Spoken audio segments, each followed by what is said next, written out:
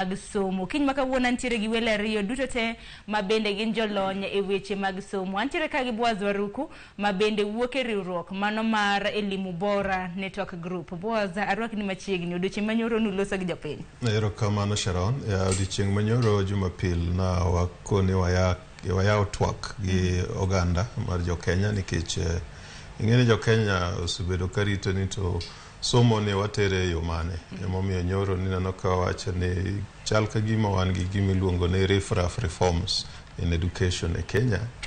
Ato wakoni be samoro ok wang'e kata kuma koro somo chomo nikech jomoko watu wigi dwa wil kode, but na wakoni kaluwore gi kaka ne campaign otimore. Nineno ka the protagonist parties ariyo kon gi kon duto ne wacho ni education en gima nyaka gik mi top priority.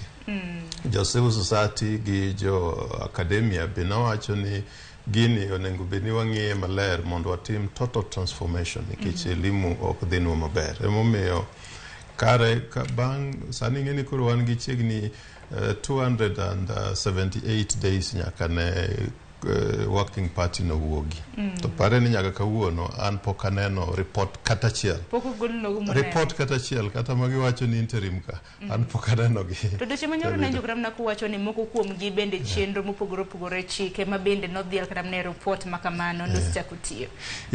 Na wacho ni kech ing'eni kaka unjo media the first attempt motim en kane Keru luongo jo fwambo State House.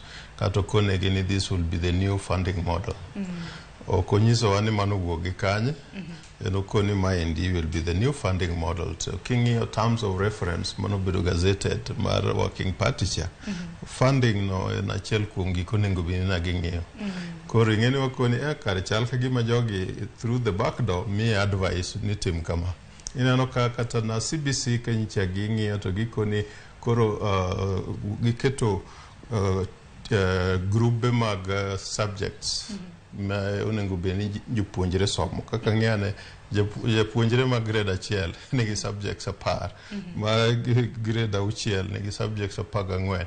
Koro inano ka sani na gitemo giwacho ni wabro duoko mago chien. Koro watemo wacho ni to kare weche gi wuok kanye ok onego beni wayude report cha mondo koro wa interact mondo koro wang'e ni kare gigi wuok ku samoro dipo ni kare ng'ene president vichal ka gima ne gi powers mang'eny moko kare wat pok waneno katiba wafwenyo maler. Erokamano winjo bende paro ka mar Morino Kalo Boaz. Ne koronga jog bende kiny makawuono nitiere gi Morino Kalo ma bende njalo nyi weche mag somo. Morino bende roke ni machiegni lokruoge thoth mana ka Boaz osewacho lokruoge mana kaka giwacho chakre grade achiel ka idho nyaka koro malo nyaka sani bende wang'e ni jopuonjre ma bende notimo class 12 onego bed ni riwore gi mbalarianya koda TTI sirna kuonde tiegruok mopogore opogore. Kane neno lai manyien mano mar somo ma bende Boaz ginina lose gineno ni courses nikech koro lai makamano lokre kidwa timo course ka course bende nitiere gi nengo ma bende biro bedo kram na ka chuni mar mondo mitim. Akene pachi kaluwore gi jalonyo weche mag somo di wachna kaluwore gi kaka nene aneno ni wach somo ni odwa bagowa ler manitiere kae chando pachwa kabisa. Aneno ka gima sirikal ok dwa keto jonyuol e adiera. Ting'eni en gima rach kinyalo bedo ni intiere gi lai mameki ma ok ikaw thuolo mar mondo ipim gi jonyuol. Tichega gima iluongo ni public participation. Tineno ka e Kenya kae ji duto te okapar ka nitiere ng'at ma ok en janyuol. To sama koro idwa timo gik moko ipango gi jogi kuchocho titimo gigi to gigi kibiro tidwa ni mondo koro iketgi mondo gina gik mabedo ni nyala timore. To mano gima nyao teko mar somo ni nyithindwa nikech ing'eni ahinya gi to bende gigi ok affect gi. Ka nyalo wacho mararacha matin yudo ka gin bende kata mana nyithigi gigi ok affect nikech skunde ma gisome opogore gi skunde ma janyuol ma kawaida nyathine some.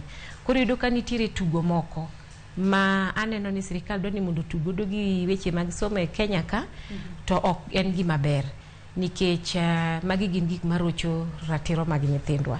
Kata bed mana ni gin gi ratiro mar mondo gisom lakini girocho ratiro kendo ok en gima kelo mor ahinya kuomwa kata mana kuoma kaka janyuol.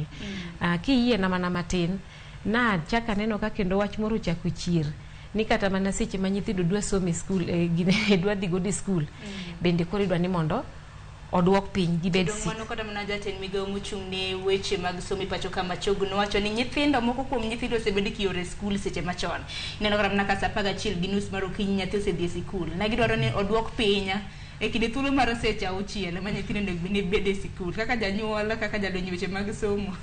Ing'eni Sharon, I'm imagining ni sama koro nyathi idwa nyise ni ok odhi skul chon. To nyathi idwa ni mondo bed mane seche mathin e skul.